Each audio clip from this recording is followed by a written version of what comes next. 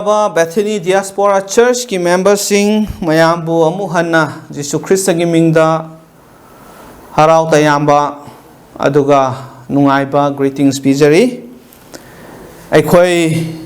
ngasi phawba ishona loina biba ngaksen biba asigi damak tasu ishor bu thagat minasi leifam da ishor bu aikhoi pukning aduga thamoi sengna ishor bu khurum mina ba asi ekoi lep loisi haibasi amu hana thamjage ichilanaw sing asigi text asi amuka 1 Peter manungdagi ekoi na yengminagani adumakpu chapter 3 da ekoi changlagani aduna ekoi se weekly ishorgi wahai paminabase hatu mayam ama paraga lesson amani khaktang ekoi lohhoraga chatpa sarukpudi tapna verse amani asmaina paraga madudagi ekoina tamjaba yaba lesson mayam ama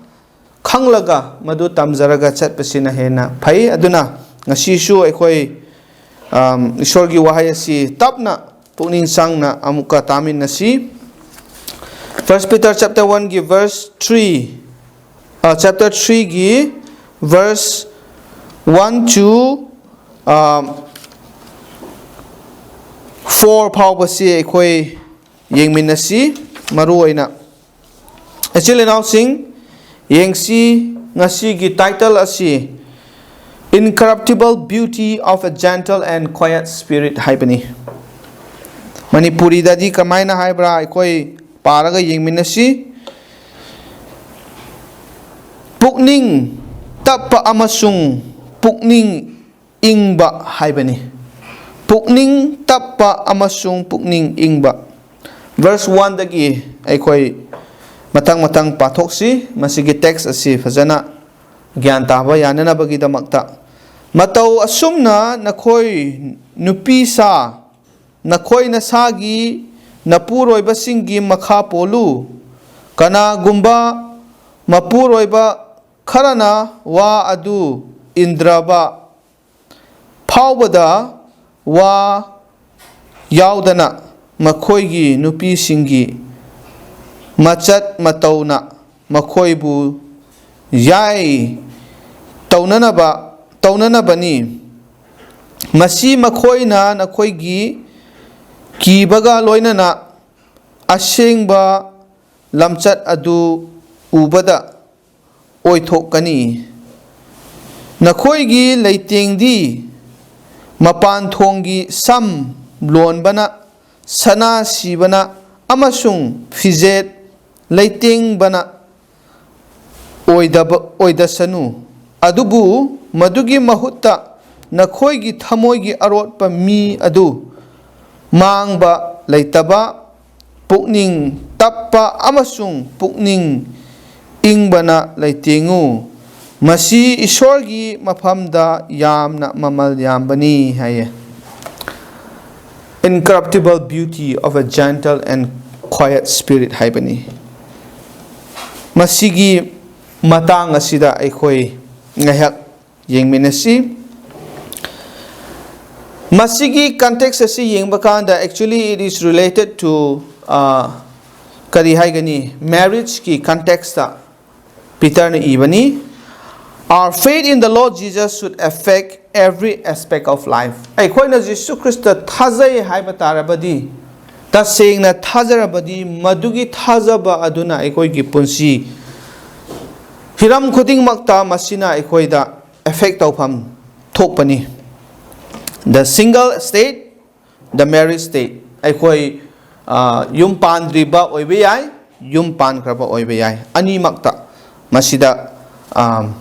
aikoina uba phangmani addressing marriage problems marriage asi manung asida problems asi leitaba nate aduna marriage ki problems asida yenglaga masigi text asi aikoi yengsi mathang problems are inevitable marriage problems must be dealt with aduna problem haibasi tholoi haiba aikoi ngamde aduga Kam haina tholakani haibasu aikoina haiba ngamde. Aikoina sum chathaba galoina na punsi ase marak marakta natraga matam gi problems ase aikoi thengnagani.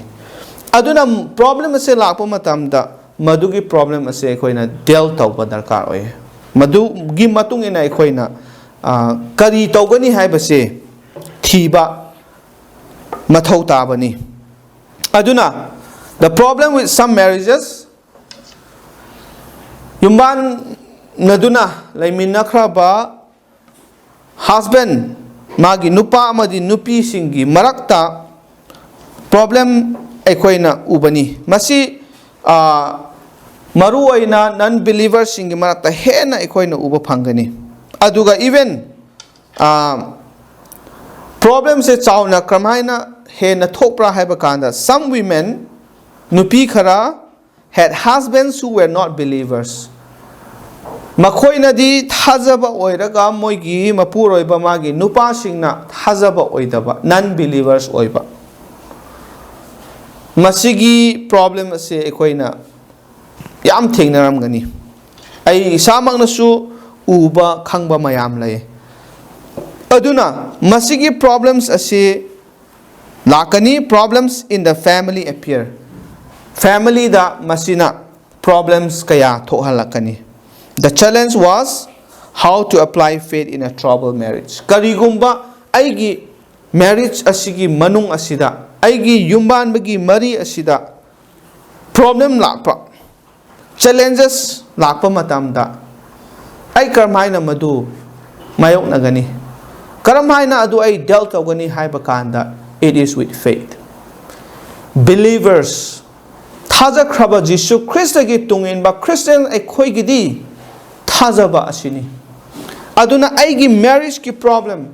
even aigi personal ki problem kaya lakpa matamda su thazaba asiga aikoi mayok nagadabani. Aduna masida Peter na ibase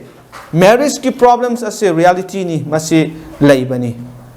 Achawbo ibiyai apikpo ibiyai problems ase laigani. Maruoina sida mention tawbadi ngasai gi believers sing women kharana non-believers husband ga laiminaba asigumba mayamsi thengnaba matamda trouble marriage laiba matamda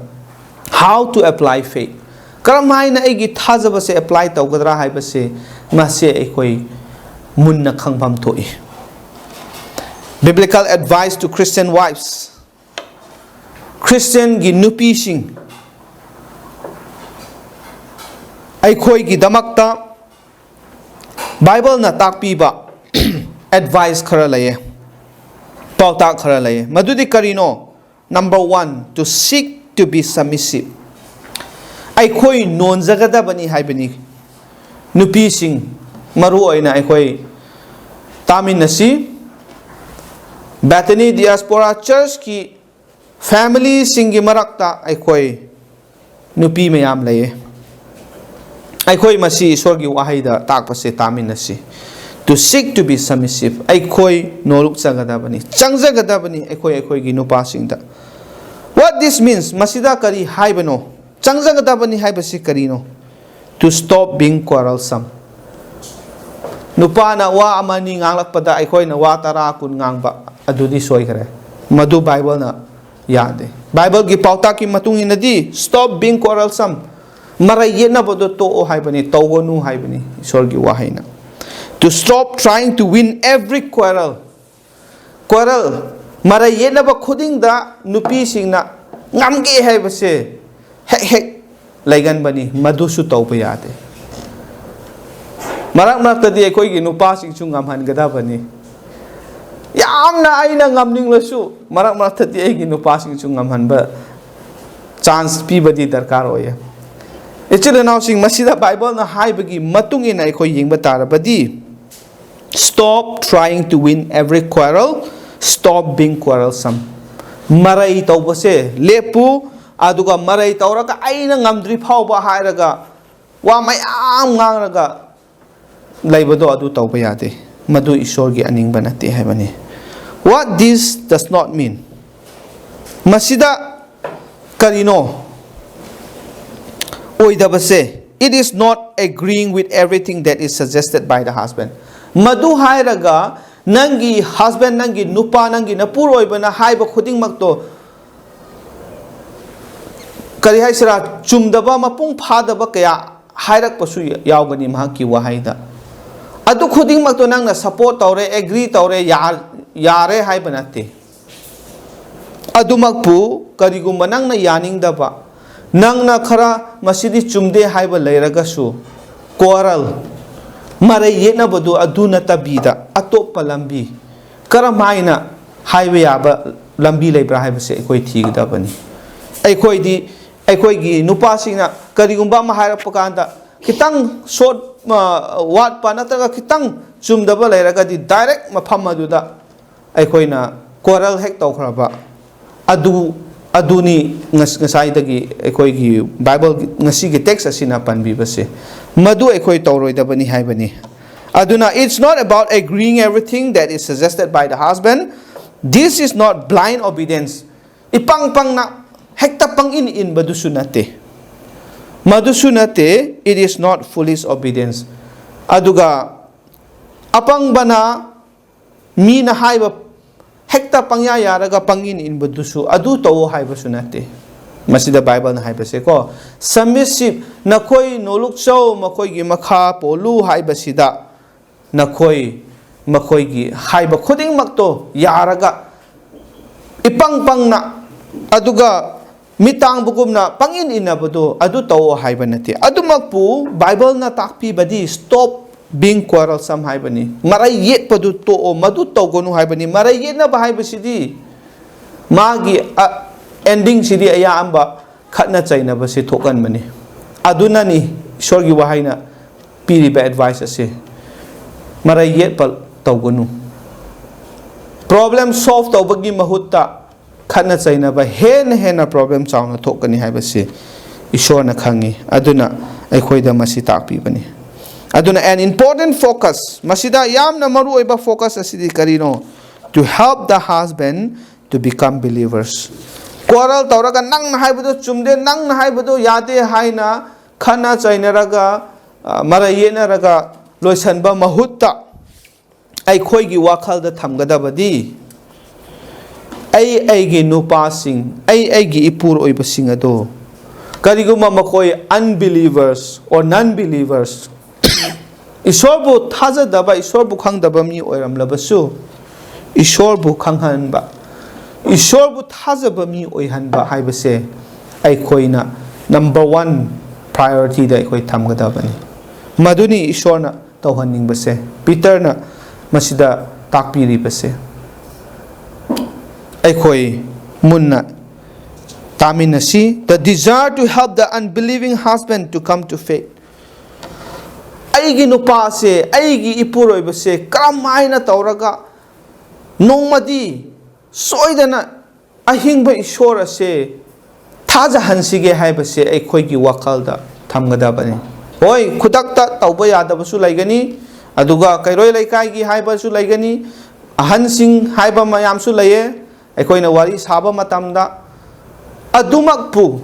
aikhoi thugadaba nate ishorgi achaba matam soidana lakani aduna madu ngaina aikhoina tawgadaba ithau adudi ahingba ishor aina thazariba ishor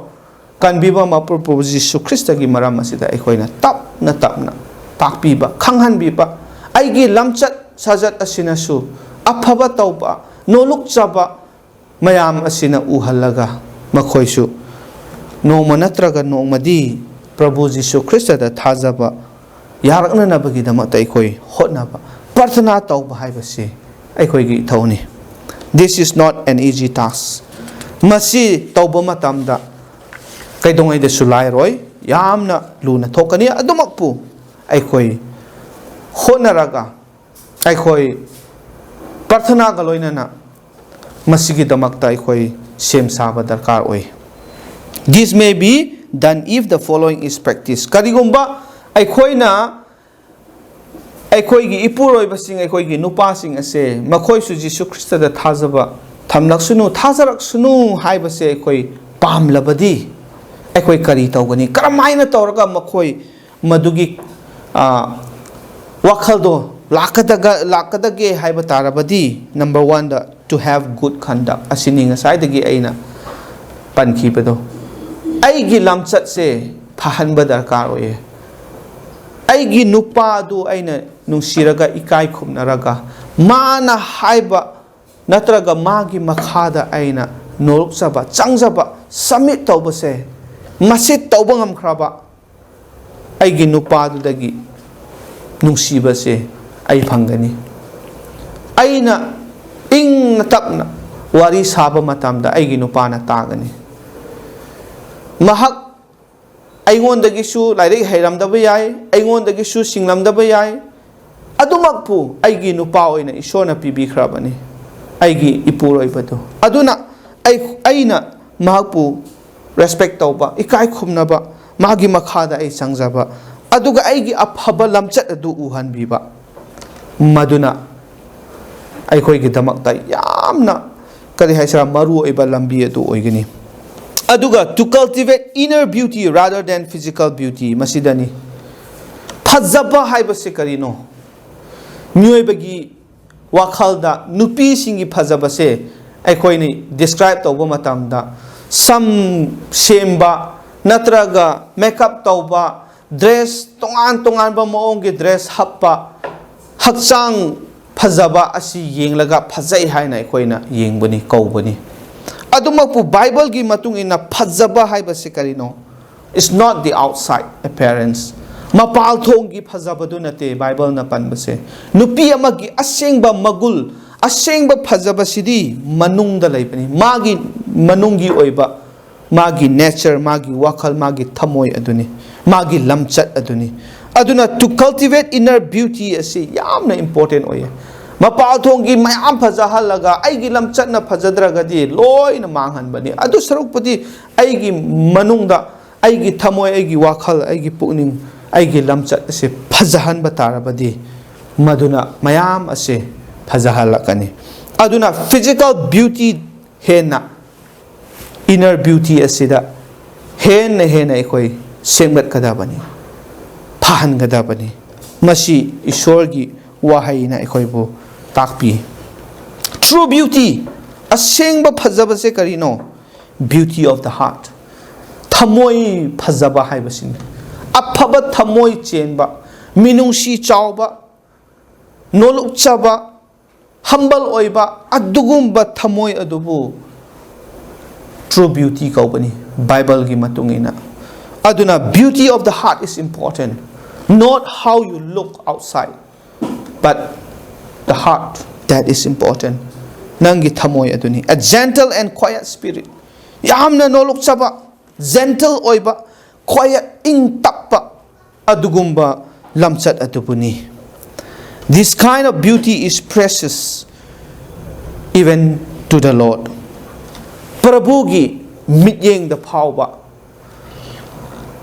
asugumba phajabasidi phajai mamal yami haina ishona count tawbani actually now sing aikhoi gi mapan thong gi phajabadudi mi kharana phajai hairaga loirani adubu asigumba thamoi gi oiba phajabase ing tappa lamchat phajaba minungsi haiba thamoi ase jelabadi ishorna phawba phajai haibani ishor gi mi engdesu it is an incorruptible beauty haibani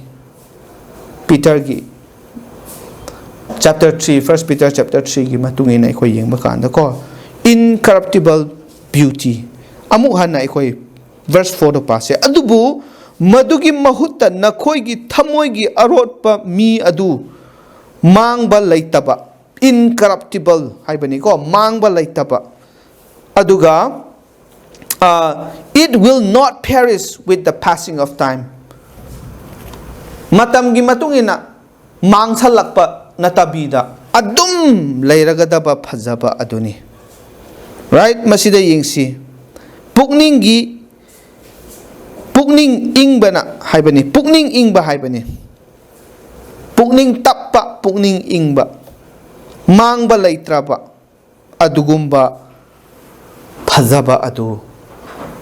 Bible asina ekhoi da takpi bani ichil naw sing amuk aina panjage masigi phajaba Bible na takpi ba phajaba thamoi gi phajaba sidi incorruptible mangba leitre hai bani aduga it will not perish with the passing of time matam kaya haukhrabasu madugi phajabadudi mangba leiroi ngasi aina naha oiringai gi phajari ba aigi saktam aigi hakchang aigi maithong ase chahi sum yamlakpa matamda adum matam gi matung ina mangki gani mina phajai haina ramba kaya dusu matam gi matung ina loina manglakani laisabi oiringai gi phajabado hanura kanda laigani haibadi oithoktabani aduni mapan thong gi phajabadi adubu thamoi gi phajabadudi angang oirabasu laisabi oirabasu naha oirabasu hayeng hanurabasu madugi phajabadudi adum laigani masini Bible na khoi da takpi base aduna ichili nausing maru oina khoi nupi oiriba mayamna masi pajana khoi gi wakal da thamsi biblical example khoi ne yengba kanda Sarah was cited as an example da Sarah pi bani khoi verse 5 ta makha pase ko yengsi maram di mamangai da ishor bu thajabi asengbi nupi singnasu makhoi masamaki mapuroi bagi makha ponna leiduna makhoi masabu leiteng zarami habani mapuroi basingi makha ponduna leirami maduna makhoi leiteng zarami habani sam semba makeup tauba phajaba phijo setlaga leiteng baduna te makha mapuroi basingi makha ponduna leiteng zarami asigumna sarana example da lo base ko sara pi bani ko asigumna sarana Abraham gi haiba induna mahakpu ibungo haina kauzarami nakhoina afaba tauriba makai amasung karigumba kihanba adu kidrabadi nakhoi mahakki macha nupi sing oire habani nupi khuding mak sara gumna nakhoi gi napuro iba singbu respect toraga ikai khumnaraga makhoi gi makha ponduna leiba matamda Sara gi macha nupi sing nakhoi oire haibani masini yamna phajabani ichilinaw sing aduna Sarah se Abraham gi nupi ni she was one of many holy women asengbi nupi mayam gi marakta mahaksu amani these trusted in God nasigi asengbi nupi mayam asina ishwar bu thajai aduga they practice submission nolukpa makha ponduna leibase makoi practice tawi they did what was good aphabado kari makoina khanglaga aphabado tawrami to be good daughter of the faith makoina hona base thajabagi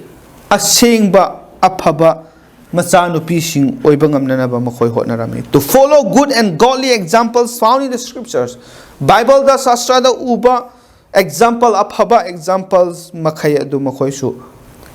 follow taunana ba inada ba makoi hotnarami it would take time to cultivate these spiritual qualities masigi quality ase koina cultivate sakat pa matam khadi sangani but we have to try ai koi lepa laitana hotna pa matamda no manatraga no madi madugi quality ado ai koi su laigani aseng ba phajaba do ai koi su laigani ngasi ishwar gi wahaina ai koi mayam da thambi ba pukning thaugat pi ba aduni takraba mipum khuding makta maru aina Bethany Diaspora church ki nupi sing mayam gi matakta ishorna hena masibu mapung phahan bi ba aduga takraba mi khuding makta su bor pina bi bo isunu ishor dang hak tang haijasi thagachari paisor ngasi sun haki wahai dagi amu hanna nupi singi maramda makhoina makoi gi mapuroi ba singi makha ponduna karam haina laigani karamba asengba phajabadu makoi phangadagi haibagi matangda phajana ekhoi bo takpire masibu ta sengna punsi da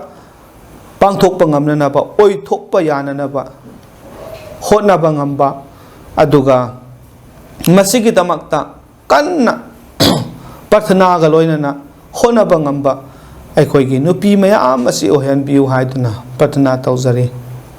ꯄꯥꯏꯁꯣꯔ ꯑꯩꯈꯣꯏ ꯈꯨꯗꯤꯡꯃꯛꯅꯁꯨ ꯇꯥꯈ꯭ꯔꯕ ꯃꯤꯄꯨꯝ ꯈꯨꯗꯤꯡꯃꯛꯅꯁꯨ ꯅꯨꯄꯤꯁꯤꯡ ꯈꯛꯇ ꯅꯠꯇꯗꯅ ꯑꯩꯈꯣꯏ ꯃꯌꯥꯝꯅ ꯃꯁꯤꯒꯤ ꯕꯥꯏꯕꯜꯒꯤ ꯑꯦꯛꯖꯥꯝꯄꯜꯁꯤꯡ ꯑꯁꯤ ꯕꯥꯏꯕꯜꯒꯤ ꯄꯥꯎꯇꯥꯛꯁꯤꯡ ꯑꯦꯗꯚꯥꯏꯁꯁꯤꯡ ꯑꯁꯤ ꯑꯩꯈꯣꯏꯒꯤ ꯃꯦꯔꯤꯖꯀꯤ ꯃꯔꯝꯗꯁꯨ ꯄ꯭ꯔꯣꯕ꯭ꯂꯦꯝꯁꯤꯡꯁꯦ ꯀꯔꯝꯍꯥꯏꯅ ꯁꯣꯜꯚ ꯇꯧꯒꯅꯤ ꯀꯔꯝꯍꯥꯏꯅ ꯗꯤꯜ ꯇꯧꯒꯅꯤ ꯍꯥꯏꯅ ꯇꯥꯛꯄꯤꯕ ꯃꯌꯥꯝ ꯑꯁꯦ ꯈꯪꯂꯒ ꯃꯁꯤ ꯏꯜꯂꯒ ꯃꯁꯤꯒꯤ ꯃꯇꯨꯡ ꯏꯟꯅ ꯑꯩꯈꯣꯏ ꯆꯠꯊꯕ ꯉꯝꯅꯅꯕ ꯅꯍꯥꯛꯅ ꯑꯩꯈꯣꯏꯕꯨ ꯊꯧꯅꯥ ꯍꯥꯞꯄꯤꯌꯨ ꯑꯗꯨꯒ ꯄꯥꯡꯒꯜ ꯍꯥꯞꯄꯤꯌꯨ ꯊꯥꯒꯠꯆꯔꯤ ꯄꯥꯏꯁꯣꯔ ꯉꯁꯤꯒꯤ ꯐꯖꯈ꯭ꯔꯕ ꯃꯇꯝ ꯑꯁꯤ ꯅꯍꯥꯛꯅ ꯄꯤꯅꯕꯤꯕꯅꯤ ꯑꯃꯨꯛ ꯍꯟꯅ ꯑꯩꯈꯣꯏ ꯎꯅꯗ꯭ꯔꯤ ꯐꯥꯎꯕ ꯑꯩꯈꯣꯏꯒꯤ ꯂꯩꯐꯝꯗ ꯅꯍꯥꯛꯀꯤ ꯊꯋꯥꯏ ꯑꯗꯨꯅ ꯉꯥꯛ ꯁꯦꯟꯕꯤꯌꯨ ꯂꯣꯏꯅꯕꯤꯌꯨ ꯑꯗꯨꯒ ꯍꯛꯆꯥꯡ ꯊꯋꯥꯏ ꯑꯅꯤꯃꯛꯀꯤ ꯗꯔꯀꯥꯔ ꯑꯣꯏꯕ ꯈꯨꯗꯤꯡꯃꯛ ꯅꯍꯥꯛꯅ ꯃꯇꯝ ꯆꯥꯅ ꯄꯤꯅꯕꯤꯗꯨꯅ ꯑꯩꯈꯣꯏꯅꯁꯨ ꯄꯥꯏꯁꯣꯔ ꯅꯍꯥꯛꯀꯤ ꯊꯧꯖꯥꯜ ꯅꯍꯥꯛꯀꯤ ꯅꯨꯡꯁꯤꯕ ꯑꯁꯤꯒꯤꯗꯃꯛꯇ ꯅꯍꯥꯛꯄꯨ ꯇꯠꯇꯅ ꯊꯥꯒꯠꯆꯕ ꯉꯝꯅꯅꯕ ꯅꯆꯥ ꯑꯩꯍꯥꯛꯅ ꯃꯌꯥꯝꯒꯤꯗꯃꯛꯇ ꯕꯣꯔ ꯑꯁꯤ ꯅꯤꯖꯕꯅꯤ ꯑꯩꯈꯣꯏꯒꯤ ꯄ꯭ꯔꯊꯅꯥꯕꯨ ꯇꯥꯕꯤꯕꯒꯤꯗꯃꯛꯇ ꯊꯥꯒꯠꯆꯕꯒ ꯂꯣꯏꯅꯅ ꯀꯟꯕꯤꯕ ꯃꯄꯨ ꯄ꯭ꯔꯚꯨ ꯖꯤꯁꯨ ꯈ꯭ꯔꯤꯁꯇꯒꯤ ꯃꯤꯡꯗ ꯅꯤꯖꯔꯤ ꯑꯥꯃꯦꯟ ꯊꯦꯡꯛ ꯌꯨ ꯏꯁꯣꯔꯅ ꯑꯩꯈꯣꯏ ꯃꯌꯥꯝꯕꯨ ꯍꯦꯟꯅ ꯕꯣꯔ ꯄꯤꯅꯕꯤꯕ